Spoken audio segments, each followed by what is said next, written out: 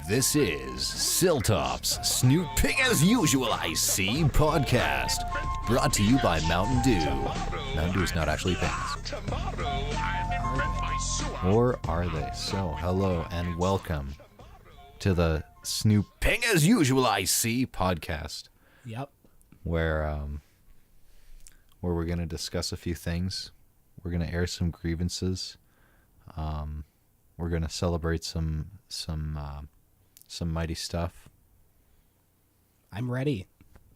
Your body is ready. So, the first thing on our docket for tonight, once again brought to you by Mountain Dew, Nintendo handhelds. So, we were sitting here, we were thinking of some interesting topics to discuss pertaining to video games. Video games. And we were thinking, okay, Nintendo handhelds. So personally, I mean, I've gotten back into Nintendo handhelds ever since playing Mario Odyssey.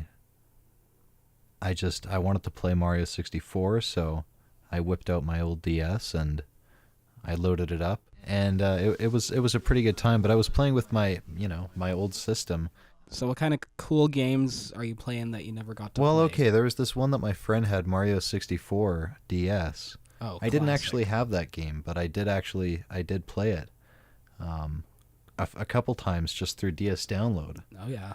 So I didn't ever get to play like the full game all the way through, but I got to experience a taste of it. But I feel that I missed out, and I think that most people have played Mario 64 at this point, if they like Nintendo as a brand, if they grew up Nintendo.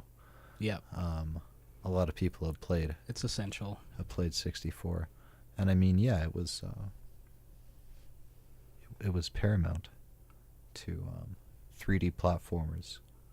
Yeah, it's still one of the best. I don't know. It holds up. It's good. Yes, but does the Swatch hold up? Does the Swatch hold up to Mario 64? Yeah. How does it stack up? What do you think? Because you've played it. You haven't gotten the real ending. No, but I beat the story. I've played a decent amount after doing that. Obviously, it's better. It's like everything that Mario 64 was plus. Yeah. Like, spoiler alert, when you beat the game, you go to Peach's castle. So, there's your Mario 64 fill, and then there's a bunch of other worlds. So, there you go. And I mean, you can make Mario look just like he did in Mario 64. Exactly. So it's basically the same game. Yeah. Yeah. No, I do miss the whole painting thing. Well, there are a couple paintings. There are, but they don't do the same thing, though. It doesn't work the same. Like, what was cool about Mario 64 is that you started and you just went into this castle and there were a bunch of paintings and you kind of kept discovering them. And I guess each world is kind of like that, but it's not like you discover the worlds like that. You just select them from the world map or whatever. Mm-hmm. So if you discovered the worlds in a way like that, like if you could control the spaceship or something, that would be cool. But that's a very minor complaint because it is.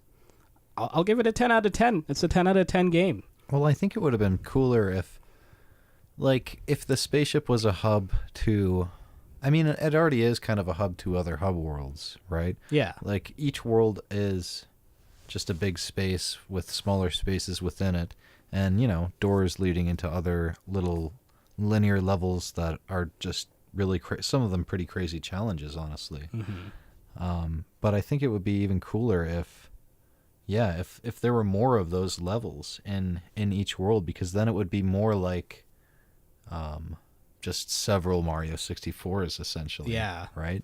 But there definitely is more content in this than there is in 64. Exactly. But it's also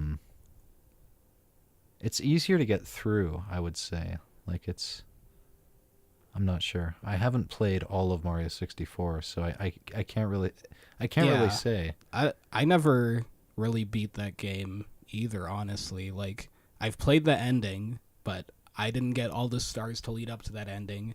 And I have played a lot of it. Like, I think I've been to every world probably just like randomly because I've picked it up at random times, but I've never played it beginning to end, you know? Mm-hmm.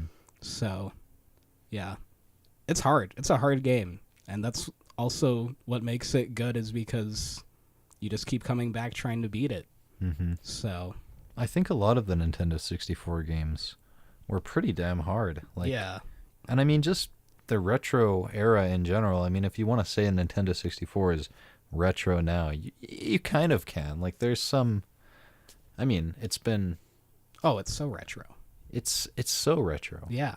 But it's polygon retro. You know, like it's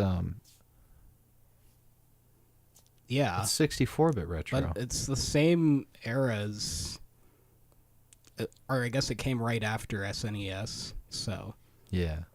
yeah, basically. And that's like obviously retro. Yeah. So, I don't know. How many consoles have we had in between that? It was like that and then the GameCube.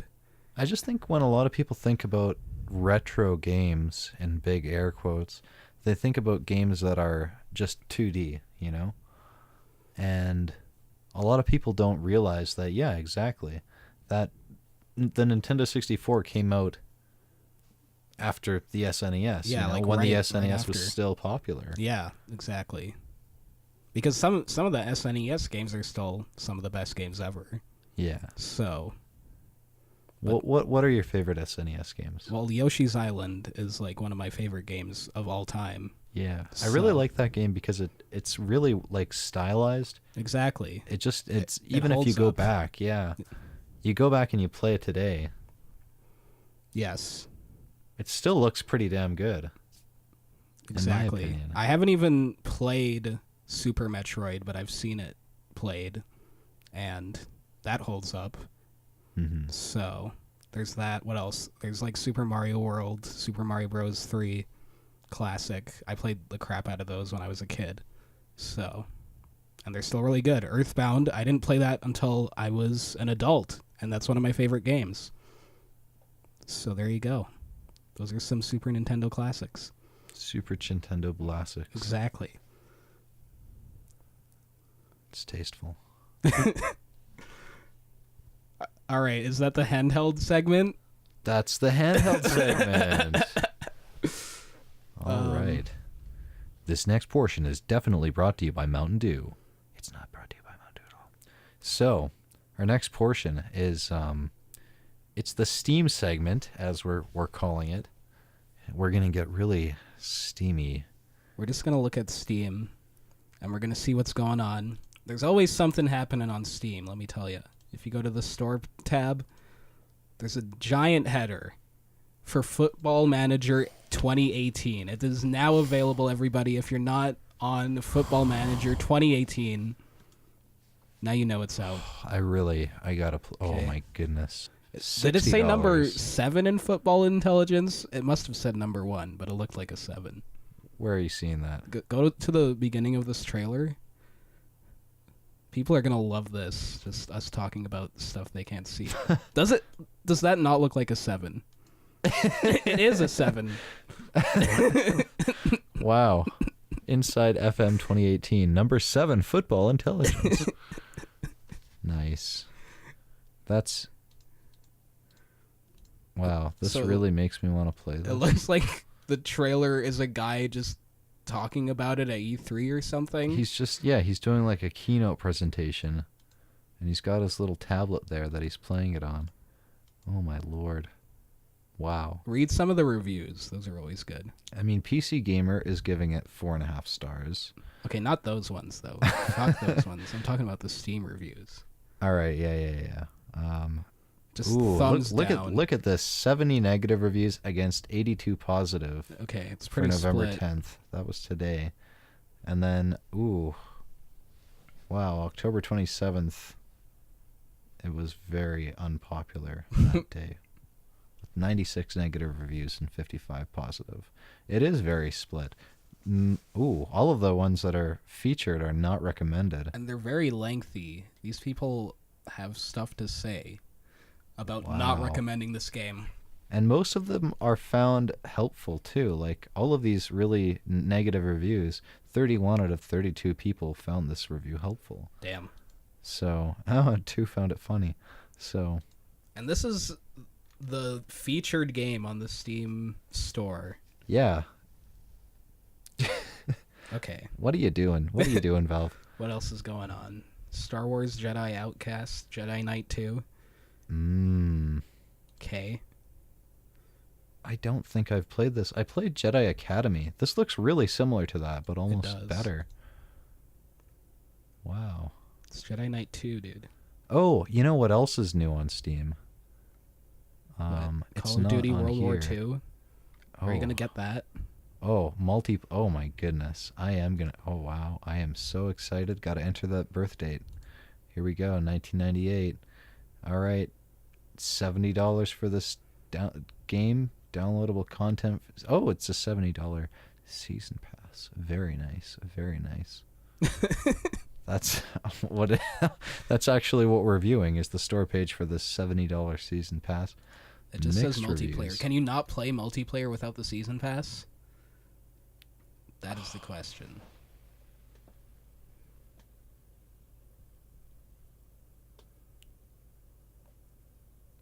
Dead air. Because he's reading the content for this multiplayer World War II. I can't even tell, honestly. It doesn't say. You know what? Let's just look up Call of Duty. All right, so Call of Duty World War II itself is $80. Mm-hmm. And then downloadable content is $70, so you can buy them both for $130. Wow. I'm pretty sure What a the good deal. $80 game will let you play multiplayer because that's how much it would cost to buy it on like a console. But I guess on a console you need some sort of multiplayer thing like Xbox Live or PlayStation Plus. So this is true. You get 1,100. Wow, that voice crack. You get 1,100 Call of Duty points. neat. CP. Nice. It says CP on the coin. It really does. It could say CDP. No, CP. Cheese pizza. Yep. It's got to say that on the coins. All right. What's next? Hand of Fate 2. I don't know what that is. Yeah, I've never heard of this. Ooh. A new hero rises to challenge the dealer in Hand of Fate 2. Master a living board game of infinitely replayable quests. Unlock new cards. Build your adventure. Then defeat your foes in the brutal real-time combat. Ooh. Okay, so it's Draw some your sort of cards, card play your game. hand, and discover your fate. It almost looks like Yu-Gi-Oh, but like you actually play it. Yeah. There's some beat 'em up third person. You know what? That would be so cool if they made Yu-Gi-Oh like that, you know? Yeah. Or like Pokemon. If You mean Pokken Tournament? Well, yeah, but like is it like that? Is that how cuz I've never actually played that game. Pokken Tournament is like, have you ever played a Naruto fighting game? No. Okay, well it's basically have you played Soul Calibur? Yes. Okay, it's like that but Pokemon. Okay. So it's pretty cool. But what I want is like I don't know, like what do I want for Pokemon? I think that's it. Like like what else could you want? It's Yeah. the Pokemon fighting game. But like with that, like I want that within the RPG. as Okay. well, See, you know? yeah, that I And feel I want like it to be more like there's some rumors about them making something like that for Switch, yeah. where it would at least be like a really cool RPG. And the gameplay, I haven't played Sun and Moon, but apparently they Nor have I. kind of ramped up the gameplay for that. So, yeah, who knows where Pokemon will go. And also, all of the Switch games have been super innovative, so I'm sure if they made Pokemon, it would be the next level. And and I'm also waiting for Switch Animal Crossing. Because I don't know why that hasn't been announced yet. I've got a confession to make. Yeah. So I had New Leaf. I have New Leaf. Yeah. But I was away for like 2 years. Of course. I just didn't boot the game up because, life got in the way. And anyway. Yeah.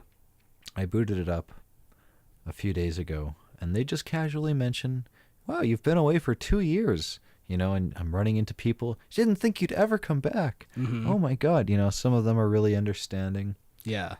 It's just depressing. And well, my town is just full of weeds. You deserve it. That's what happens. You were the mayor of that town, and you just ditched them. I know. So that's what you get. It's a sad thing. But honestly, that's the only time it's ever made sense like that. In the old Animal Crossings, you were just some random citizen, and then they expected you to keep the town together. It's like... Yeah, you were just some do-gooder. Yeah. Why can't you guys do it? It's your town too. But, yeah. But now you're the mayor, so it's on you. I think it's just... That game teaches the lesson that... Inadvertently, it teaches the lesson that everybody is just a lazy asshole. Nobody's going to pick up after themselves or pick weeds. You got to take it upon yourself to, install public works, I guess, and garden in the town and pull up all the weeds. And you got to spearhead all of the initiatives, Yeah. Except for, certain festivals that just happen all the time anyway, right? But... It's a strange thing to be saying because it's true. And if you don't participate in Animal Crossing, even if you go a few days and you're still visiting the town and everything, nobody's gonna pull the weeds. You always have to pull the weeds. Yeah. What the hell? You'd think you could just talk to your neighbors and be like, hey, would you mind helping me pull the weeds? Do you think you can pull the weeds within this region? Hey, I'll strike up a deal with you. I'll pull my weeds. You pull your weeds. That's the next level. That's Switch Animal Crossing. Oh my goodness, that would be amazing. Right? It'll be like StarCraft, but Animal Crossing. Yes. You can control your little squadrons or of you could, animals. Yeah, you could even maybe you don't want to strike up a deal like that, and you're just like, okay, I've got all of these bells because I go to the island. I catch a lot of bugs. Oh yeah. Okay. I do a lot of exotic fishing. All right. I find a lot of fossils that are already in the museum, so I can afford to pay all of y'all to just keep this town running. There you go. And then you can just you can be like, okay, Isabel, here's your budget for the year. It's X number of bells. Employ these people. Make sure everything is picked. Plant those flowers. You're getting paid well, okay? Yes. Everybody can pay off their mortgages now. I'm just going to take a vacation. And then you don't end up with a freaking town that's all dead when you come back. Yeah. You start out as regular Animal Crossing, right? And then it becomes SimCity. Yes. But you can still control your little guy and give him a cool outfit. It would be kind of like Spore in that regard. Exactly. But Animal Crossing. And then you take over the Mario Odyssey world in the last stage of Animal Crossing Spore. Yes. And then what happens inevitably is that you end up building... you have to make a Katamari, so... Yeah. You get in touch with that universe, and the king comes over, the Robo King comes over too, and... Okay, segue. Did you know that the Katamari guy is developing a new game? That's not Katamari. It's some other weird Japanese thing. Where I you did can, not know that. Poop people out and then they become another character. What? Yeah. That's a thing. I just found out about this today, but that's going to be good. You poop people out and they become a character. Yeah. That sounds great. So get hyped for that. I'm into that. I'm going to readjust. Okay. Is that the Steam segment? I guess that's the Steam segment, yes. Okay, now the next up is the Origin segment. Yep, here we go with the Origin segment.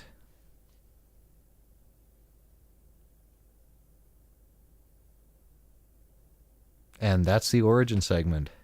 Pretty Okay. good, hey? Yeah. So that concludes the video game half of the podcast, right?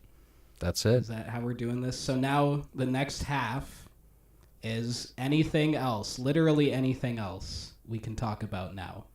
So our next up on the presupposed docket is non-video game news. Yeah. So the news I heard today is that Louis C.K. is a sexual deviant. Yes. Well, not just a sexual deviant, but he actually, you know, he diddle his wank in front of what's her face there. Who? There was some here. Way, I should actually pull up the like article. Sexual deviancy. Is that not what it is? Right? Well, it's technically sexual harassment. I guess. Well, what's the difference? We can definitely look up the definitions. Oh, and he admits to his sexual harassment allegations. FX and HBO cut ties.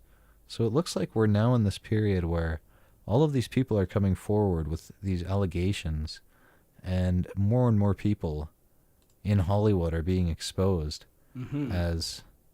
Who's safe? That's my question. Who's next? Well, yeah, like, imagine, like, one of your favorite performers could be one of these horrible people, you know, or one of your favorite producers or directors or something like that. I always said that Louis C.K. was my favorite stand-up comedian. Yeah.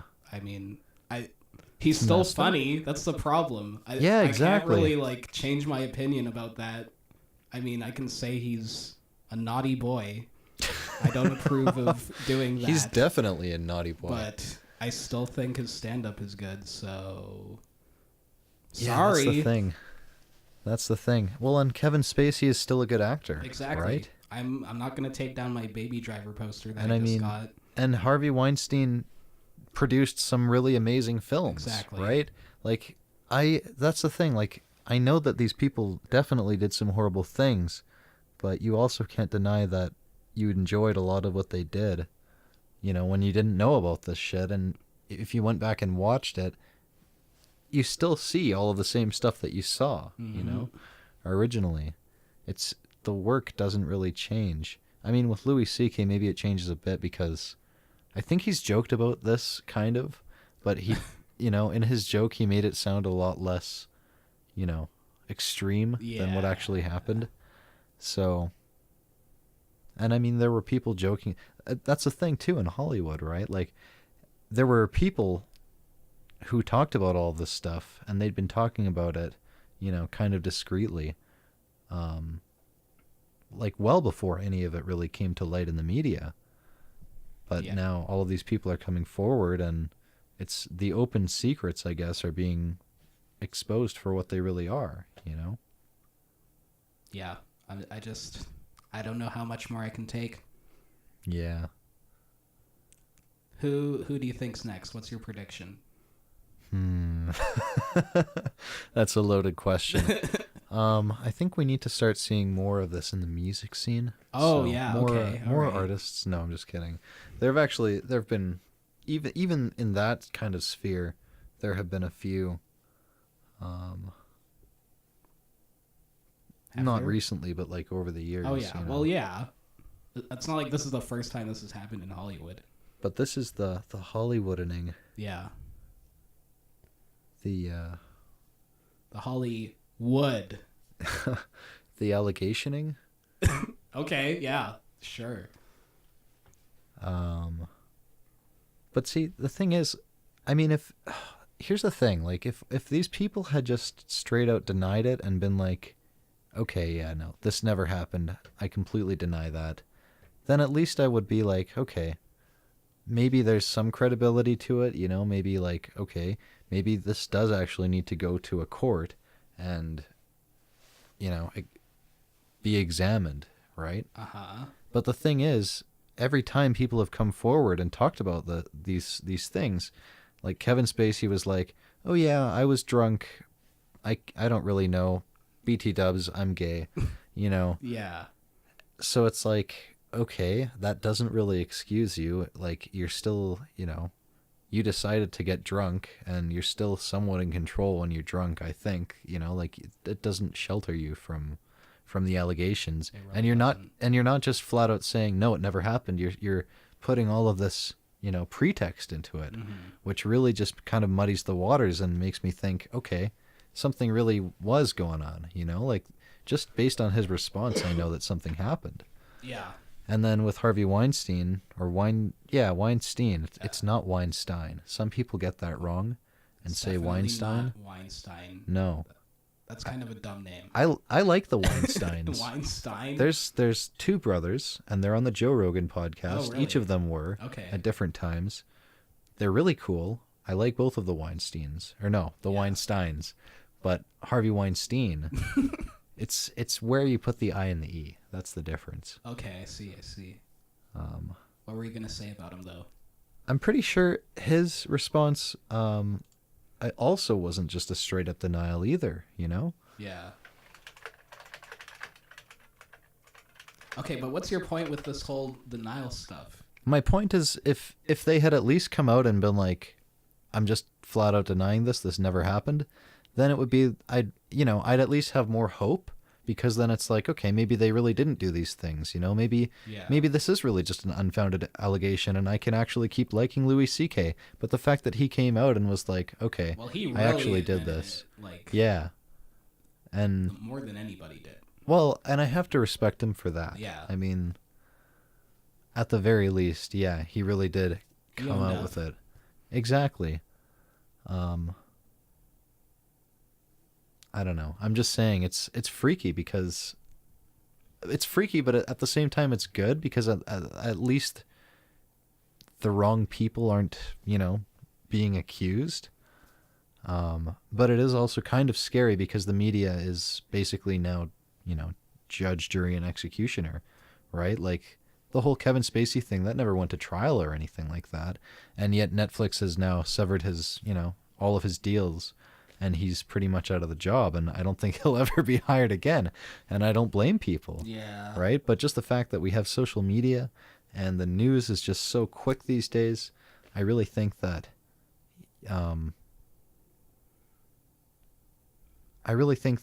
yeah, if you're fucking around, you're going to get wrecked. But I also think that if we go too far with this, innocent people are going to start getting hurt, And some people would argue that we're getting very political here. Some people would argue that that's okay, that a few innocent people going to jail or whatever, or losing their jobs over this. I will argue against It's totally founded because no, it's totally founded because that's the price we have to pay for, having all of these people being hurt over the years and yada yada yada. But I really don't think that two wrongs make a right. Definitely not. I think what do they say? Like 100 people that are guilty being let loose is worth one innocent person not getting, consequences for something that they didn't do. Because fuck that. I've seen the Shawshank Redemption. Yeah. So it's terrible. If you're innocent, you don't deserve that. So don't let it get to that point, media. I'm talking to you, media. I know you're listening. Don't do that to innocent people. Please. We beg you. Yeah, thanks. Thanks for listening.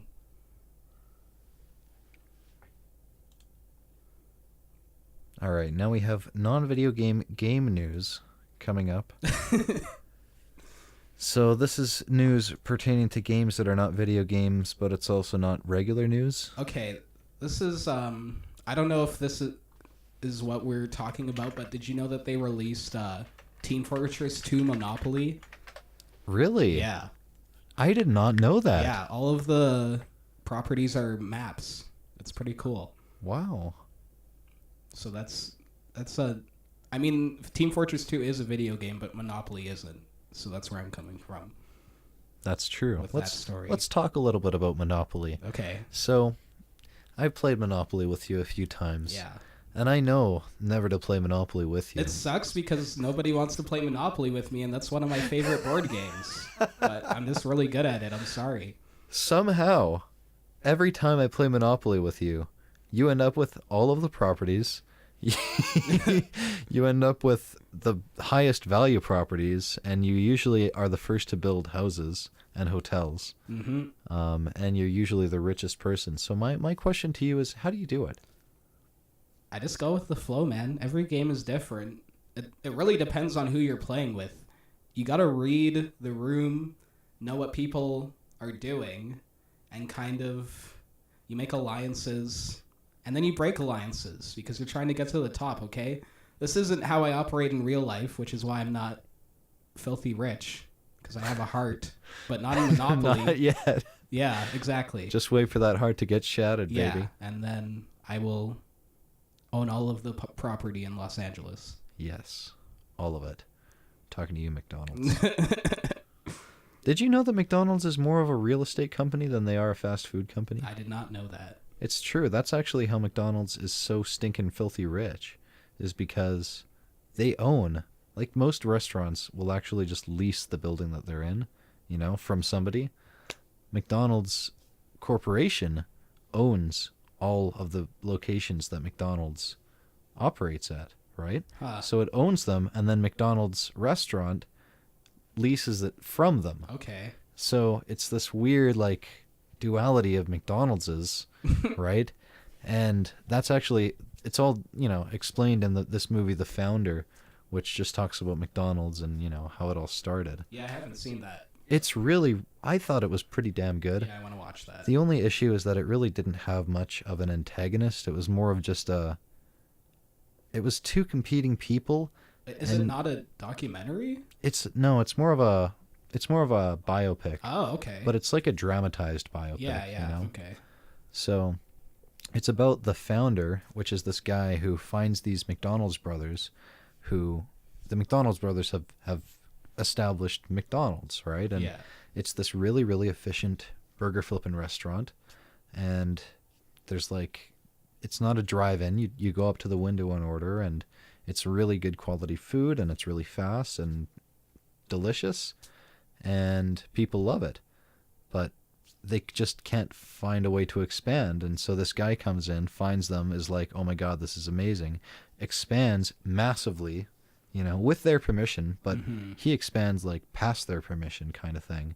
And then he starts kind of making decisions because now he has more restaurants than they operate because they really just operate their own. Yeah. So he's got all these restaurants, and then they kind of strike a deal, but he gives them kind of a really raw deal, but at the same time it makes sense because before he was getting a really raw deal. So it's really hard to say who the bad guy is in the story because you're kind of rooting for each of them, but they both kind of fuck each other over. It's hard to decide, though, who's really in the wrong because they both are. So Yeah. it's an interesting story for sure. Basically, watch The Founder, and that's how you win at Monopoly. Yeah, essentially. I think that wraps up our segment. Does that News wrap up that's not about everything? games, I mean, we that's said about we games. wanted a half an hour. We're at 35 minutes. I could do this all day. Oh, me too. But I think right now we're going to cut to commercial break. Okay. Stay tuned. Do you like fizzy drinks? I like fizzy drinks. Yeah, do you like kind of lemony, limey flavor, but I'm not sure what flavor it's supposed to be, honestly. Yeah, I like all of that. Well, then you should try Mountain Dew. It's good for you. Okay. All right, Mountain Dew. That's I'm just going to clap for some reason. That's good shit. Okay. And we're back. So, our next segment here, and our last segment actually, because we like to give you most of the content before cutting to commercial break, and then come back for about 2 or 3 minutes just to talk about something totally trivial. Is the trending? What's on trending today? Yeah. We're on YouTube trending, by the way. We're not just the on Canadian trending tab, which is completely different than the American trending tab. Is it really? It is. Well, I have a VPN, and we're accessing Seattle. Well, so But I'm also signed in, and Google knows that I live in Canada, so it's probably Canadian then. And we should keep it that way because this is Canadian content. CanCon, Yeah. baby. Oh yeah, Okay. 40% of Canada's broadcast media is CanCon by law. So CBC, we're looking at you. Give us some airtime. Yeah, and money, please. So, Eminem, Walk on Water audio featuring Beyonce 9 hours ago. with 3.9 million views. That's That's trending. that's trending. New That's pretty much Eminem, worth it. Of course it's trending. Ed Sheeran, 14 million views one day ago. Sure. Uh-huh. Jennifer Lopez, 11 hours ago, This is all 1.3 music. million. I don't that believe one that is- one is a real thing. Yeah, fuck that. Even this one is kind of shady. Like this, I believe, because it's 14 million. Yeah. But 3.9 in 9 hours and 1.3 in 11. And those are both Vivo. The other one isn't even Vivo. Yeah. So, Vivo is looking a little shady. Good Mythical Morning, Good Mythical Morning, 281,000 views 15 hours ago. I don't believe that's trending that is either. YouTube sponsored right there. Yeah, that's some shady shit. Everything Wrong with Baby Driver, 1.7 one day ago. I mean, it's cinema sins. Mm-hmm. Maybe our odometers are just set wrong. I'm not sure. Maybe some of this is trending, but I don't believe Vivo. Yeah, fuck you, Vivo. And I don't know. This is a bit shady too. I wish that I was screencasting. Oh, right game now. night. That's non-game games. What is that about? Do you know about Zero this? Media. Also, that's not trending numbers for sure. No. 689K in a day. Not trending at all. Taylor Swift. New Year's Day fan performance. ABC TV. 1.1 million views. There's a fair bit of network stuff on here. It's all super well-produced content. I want to see some classic YouTube shite. Like, Do you remember the promoted videos tab back in the day? yeah, well, that's where you found all the good shit. That's where you found Charlie Bit Me and Yes. the like, you know? And It- that was not yes, like this, yes. because this is all super high budget. Only people with a budget can make this kind of stuff, which is not what YouTube is supposed to be about, but that's what it is about now. So, Well, then Google still doesn't make money with YouTube. Like, it's ridiculous. There's actually a few things. Okay, maybe this is a new segment that we need to do. okay. Things that you would think make money but actually don't. So YouTube is one of them. Yeah. You'd think for all the ads you see, they'd actually be in the black, but they're totally in the red. They have not made a dime with YouTube. They usually just like break even every year with it. Okay. Google does. West Edmonton Mall Does not make money. still hasn't made any money. West Edmonton Mall sucks. I'm gonna say it's a shitty mall with a cool water park, and it's really big. It's And- got a neat theme park too. Oh yeah, like And I mean, the everything that skating isn't rink the is mall cool. is cool. It's like, yeah, everything within the actual, like the businesses, Kites and Other Delights was the store that I would always go to. Yeah, I went there too. I had this crazy. It wasn't even a kite. It was like this weird saucer thing, and you just threw it and it kind of flew around. And I Yeah. lost that really quickly because it was something that just got caught in the wind really easily. Yeah. So, yeah, that's in the ocean now. It was just this really cool, like, novelty store with all kinds of neat toys and little little oddities and strange things. Yeah, that was the first place I ever saw something like a Funko Pop. It might have been OG Funko Pops years and years ago, and now that's such a huge thing. Yeah. So that's interesting. Funko Pops. It was a really cool place. I think it's closed now, though. We live in Calgary, for those who don't know. Hmm. And it's weird. Calgary has this kind of rivalry with Edmonton. You know, Edmonton is the provincial capital, and we're 3 hours apart, and we're separated by a city right in the middle, Red Deer, and Yeah. there's all of these weird tensions between Calgarians and Edmontonians. Let me tell you why Calgary is better than Edmonton. Okay? 1, it's slightly cleaner. 2, this is debatable if it's good or bad, but it's bigger. I think the city center is a lot more interesting here. I'd have to agree with you on that. We have a beautiful view of the mountains. Okay? Let's talk about Edmonton. It's colder. It is, and the snow stays. They don't get Chinooks. No so Chinooks. The snow just accumulates, and it doesn't really go away until the end of winter. People are nasty there. Really? Did you get an icy hand job from an Edmonton hooker? No, I didn't. I don't. Just being downtown in Edmonton at night compared to being in downtown Calgary at night, I feel a shadier and sketchier presence. But I don't know if that's just my bias. Wow. Yeah. See, I've not been downtown in Edmonton at night, but I've been around Edmonton at night, and it doesn't really give me that vibe. But I think that's just because my family is from there, and I've pretty much visited it every year. Yeah, that's fair. Sometimes a couple times a year. But it definitely, I mean, pluses about it. It's got a really amazing downhill skiing hill. That's cool. Downhill COP skiing sucks. hill. No, I'm just kidding. COP is amazing compared to the Edmonton hill. Really? Yeah. Okay, well then. It's not get that wrecked, great. Edmonton again. But I mean, okay, here's what they have. They have really good street festivals that are definitely actually top notch. I believe that. They have the Ledge, which I really enjoy, the legislature. It's just a nice little park with some nice fountains. I've got a lot of memories there. Okay. It just holds a special value to me. They have more trees than in Calgary. All right. Like, way more trees. Trees are cool. But I don't know. I think Fish Creek is more interesting than a lot of the parks that you can go to in Edmonton. But they also have this conservatory. Have you been there? No.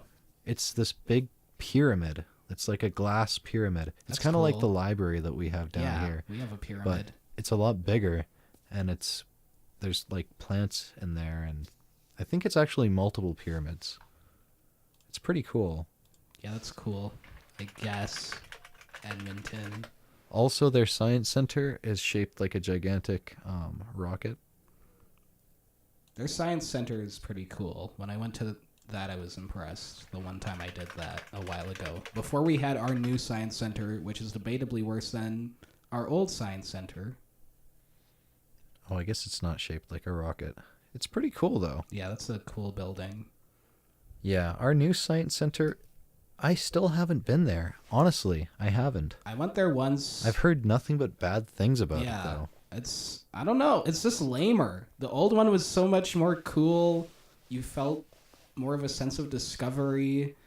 And I don't know. I guess they must change the exhibits like they used to, but I went there once and it was just trying too hard.